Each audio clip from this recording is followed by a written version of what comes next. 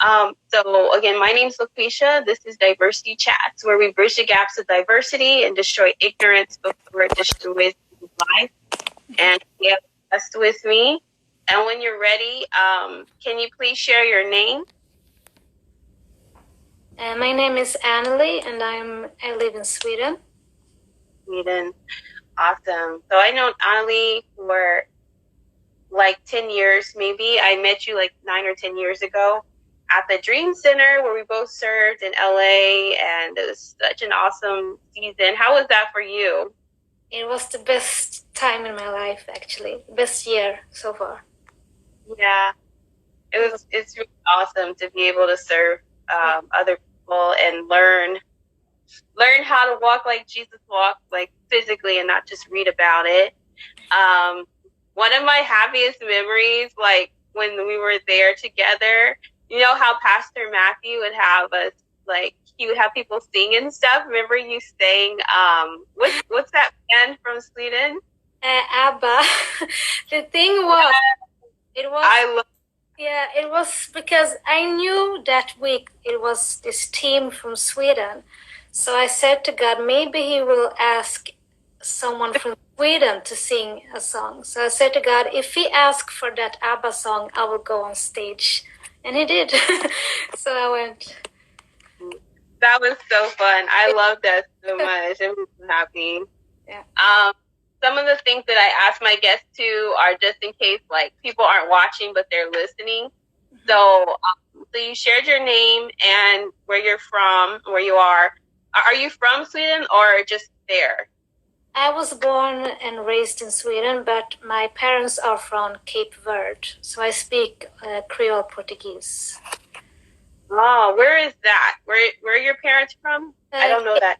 Cape Verde Island. It's like a couple of small islands outside Africa's west coast, outside Gambia. It's small. Oh, have you been? Yeah, I was there when I was 4, but I'm thinking about going when my son is older to go and visit. Oh, that would be so nice. Wow. What ethnic group do you identify as? Oh, it has been. I identify myself as Creole-Portugese, but also as Swedish, because I'm like both. Ah, nice, yeah. Nice. I love it. I didn't know that about your parents. That's so cool. So you speak what, like, how many languages? So my first language is Creole-Portugese, but I have lost it. Like I still speak it, but it's not as fluent. And Swedish is my main language, and then English, of course.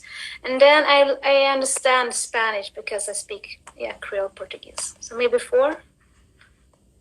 Wow, I never even heard of. So Creole-Portuguese is both Creole and Portuguese languages together. It's actually like Cape Verde is like in the middle of the Pacific Oceans. So the history is that when they were taking slaves, they will stop there, and like it was like a stop station. So the people made their own language so that the slave owners wouldn't understand them. So that's Creole-Portuguese. It's like Portuguese, but an own dialect. Wow, I love learning new. That I'm so excited you shared that with me. I mean, it's messed up what happened with slavery, but I love the adaptability that people said, we're going to make our own language so they can understand. Yes, you can actually go to the places where in Cape Verde where they have the salary and were selling slaves. It's still there as a memory. So it's a little bit sad story how we exist, but that's why the people from there are very mixed, like generations back. Mm-hmm. Wow. I remember when I met you, and I forgot her name right now. Julia. Yeah. And I was just like, oh my gosh, they're so beautiful. I've never seen I'm just like so American detached from reality that I never met any Swedish women or men that are the same complexion as me, and you guys have that sweet accent, and I'm just like, oh my gosh, this is so exciting to me because I love like diversity and different cultures, and to know there's people who look like me in Sweden. Yeah, it's I like a multicultural country. It's like, yeah, people from all over the world lives here. Yeah. Like, what countries are there in Like Sweden? when I was growing up, like my friends were from Bosnia, a lot of Eritreans and Ethiopians, people from Gambia. So my best friends, they were from Eritrea and Bosnia. Oh, wow. Iran, a lot of people from Iran here. Really? So, I don't have to say hi in many languages. Oh, can you share some of them with us? I love learning new languages. I know in Bosnia, you say kakosti. Yeah, so when I go home to my best friend, I will say kakosi. And in Iran, or Persian, is shituri. Oh, I say it so bad now. My accent is so bad. Shituri. Yeah. Shituri, Koban. And I forgot a lot. And Eritrean or Tigrinya is the language. I have forgotten how to say hi. That was a long time ago. But I think it's like kemeleke. How are you? Okay. Kemeleke. Yeah, how are you?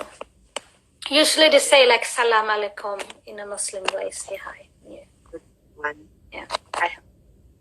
And what about in Sweden? How do you say hi and bye? Hey då. Okay, so hey is hi, and hey do is bye. Yeah, and the thing, you usually say hey twice. Hey. Oh, for hi. Yeah. Hey, so hey. When I was in the US, I forgot to only say one time hi or hey. I mean, that's so much to juggle, I think, like trying to remember not only like the language, but culturally what's appropriate. Have you traveled to other parts of the world and had to adjust as well? Yeah, I lived in India. I was a missionary. So after I was in LA, I was home 1 year, and then I went to India for 2 years. And that's a whole different world. But it was amazing. What was it like in India? I love little babies from India. They're so cute. Yeah, amazing. It's much more crowded. So when I got back from India, I was like, it's so empty because it's so many people, and it's also poor people. That's really hard to see. You can, even when I was in LA, it was poor, but not in the same level. I have heard people say that like the poorest people in America are rich compared to other parts of the world because they have like water and they like clean water they can access and like places and stuff that. So I never thought of rich people. I think it's like the percent must be like very, very low. Most people are like middle class, but yeah, you have to buy water. And I worked in a slum like the first 3 months, and they live like in plastic tents. It's so poor. Like I should have showed you pictures of it, but it's you cannot even imagine how poor it is. I couldn't. I only saw like that movie Slumdog Millionaire. It's actually it gives a good picture of it, and also like. Believe in caste system, so if you are born poor, it's your own fault, and people who are not poor look down on them.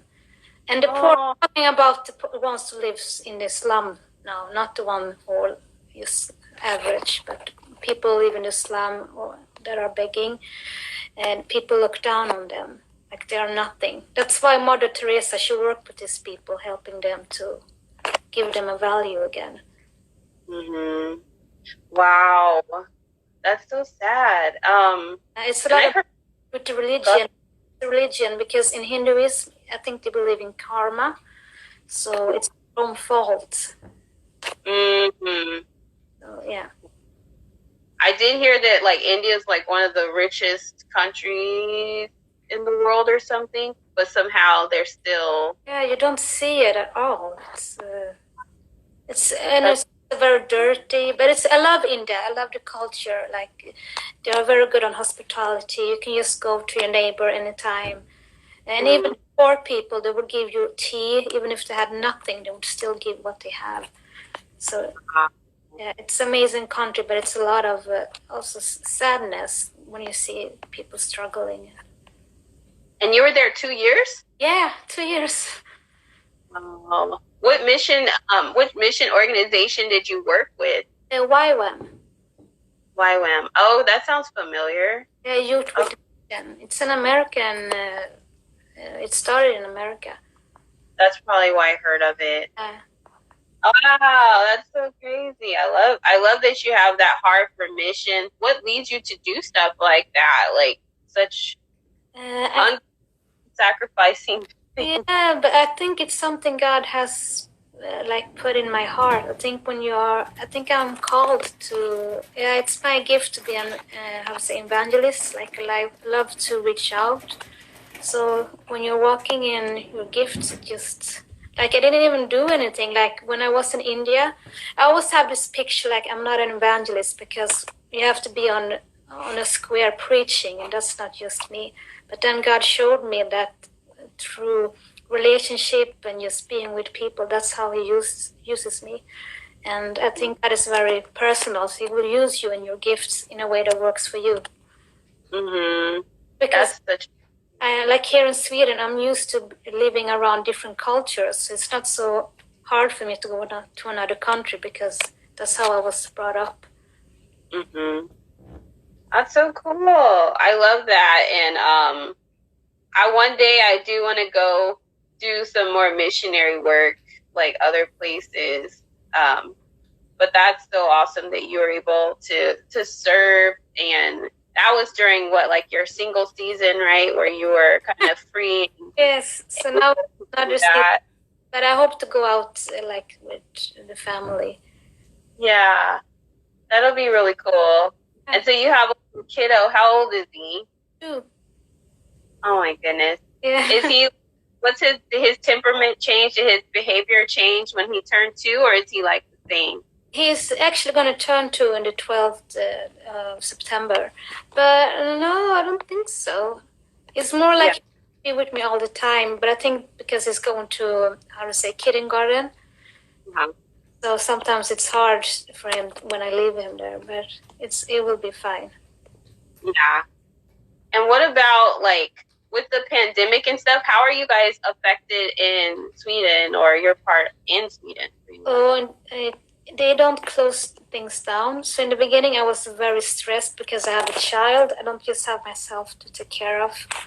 But then I felt God told me to trust Him. Like I just have to use common sense. Like if I'm out, I wash my hands when I get in. I also wash his hands.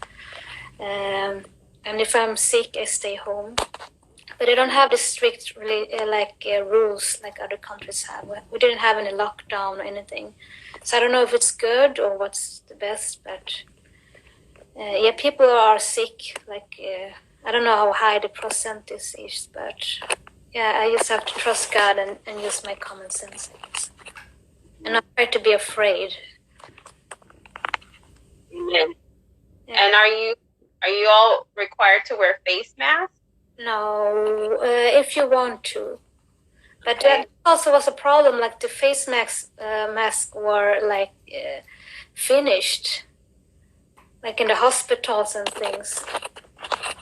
So it was a little bit chaos. But then, you can use if you want, but you don't have to. Mm-hmm. We started out here not having to and told not to, and now we have to. Well, in California, we have to wear it. Okay, well, good. I think it's good. It's not bad to wear it. Yeah. It makes me feel a little bit comfortable, but I know it's like controversial for some people. So some people get angry and they think it's like the government controlling them. So. Oh, but it's so hard to breathe in them. I tried to use it when I was at my mom's place, but I couldn't breathe. It's it's really hard, but yeah. Yeah, it is hard to breathe, and actually, I have a history of anxiety, so that can affect my breathing. So I had to be very intentional about how I breathe, and that I don't kind of like how someone feels claustrophobic or whatever. like you start breathing very short breaths. So I had to be intentional because I started working at the COVID-19 test site at my job. And so we have to wear a mask the whole day, and it's like 100 degrees outside, and we're outside all day. So I had to get used to it, but I'm glad when I don't have to wear one. And it's been funny meeting people with just half their face. Yeah. All their eyebrows and their eyes. It's a really weird season. But how are you doing otherwise? What else are you up to in the world? Right now I'm studying to be a teacher. So in January I will be done. And I also choose this, or I felt like God was calling me to study this. But I thought this is something I can use if I go to mission, that I'm a teacher. Mm-hmm. I had a plan. Oh, God had a plan. It will be fun. Yeah. That's so cool. Are you trying to do like a subject, or are you trying to do like just everything kind of teaching? And what age? I will be a teacher for children in the age, 6 to 9. So it's in Sweden, you have all the subjects. Okay. That's so cool. Yeah. And go ahead. Sorry. No, it's fun. It feels like it will be very fun. Yeah. And I always love to hear teachers who are going to teach or who are teaching to actually want to, because there's some people who are not nice teachers because they don't want to teach. They're just doing money. So I'm glad that you actually, want to teach. It was amazing. That you actually like children. Yeah. That's important. Yeah. Yes. And then I'm curious if you could share a little bit more about what Sweden is like. Like, what's the culture like there? Just like for our audience. Can you ask? I don't know what to say, but I think Sweden is known to be a cold country. But I think America is also a cold country. But when I was there, I didn't think so. But like we are Swedish people. When I say Swedish people, I mean everybody in Sweden. I think Swedish people are very, like, how to say, individualistic, like individual. We are not people persons. Like, for example, in India, it's very like relationships is the focus. But in Sweden, it's focused on your own and your career and what's you.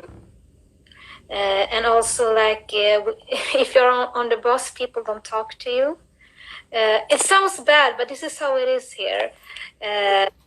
So it's, I think countries, when it's like that, it's called cold countries.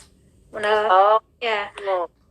I don't know. I read like cultures. I took a class, and they said like cold countries are where people are more, I would say, introverts, or not so focused on the relationships with other people, more like, how do I say? I don't know how to say it in a good way, but it's, focus on yourself maybe, and you don't talk to people on the bus or on the street. Maybe to extra time, usually you don't. And if you want to meet someone, you have to book the time before. You cannot not just show up. This is like, I'm like, this is the main, it's not always like this. Of course, it can be different. What more can I say? We like to drink coffee and have coffee breaks. That's very important. So when you work, you always have coffee breaks, at least 15 minutes, even in school. Yeah, it's called fika paus. So it means like, let's have a break and drink coffee. Wow, that's cool. Yeah, so that's very Swedish. You always have to have fika paus. And what's more? What do you want to know more about Sweden? I'm curious. The coffee, you're saying in school you stop, like how often a day do you stop? Yeah, we have, so this is very Swedish, but we have always breaks, small breaks. So in school, like, and I go in university, so in school I go like at least 4 breaks every day. So do you think that makes people more like I would say like relaxed, but less anxious or less like rushy, or no? I don't know. I think it's easier to focus, and also when you're working, you have at least one fika pause. You have a lunch break, and then you have at least one fika pause. When you drink coffee and just take a break. And when you say coffee, is it like, I know it's almost time for you to go, so I'll end it soon here. But when you say coffee, are you saying like a Keurig machine, like the little, are you saying like a special coffee blend? Just coffee. It depends where you are, but just normally coffee. And if somebody invites you to their home, you can also be invited for a fika. But then usually it's a big fika. Then it's cookies, sandwiches, and coffee. So we like coffee. We have strong coffee. So you drink black, like not what they would call black, where it's not a lot of cream and sugar and stuff. Yeah, we don't have so much sugar. Usually you have black coffee and you take how much milk you want. But the coffee in America is weak compared to Swedish coffee. So when I was going to LA, like people warned me about this, that the coffee is weak in US, but it was okay. Yeah, ours is mostly sugar, I think. Yeah. The fancy ones at Starbucks. Yeah.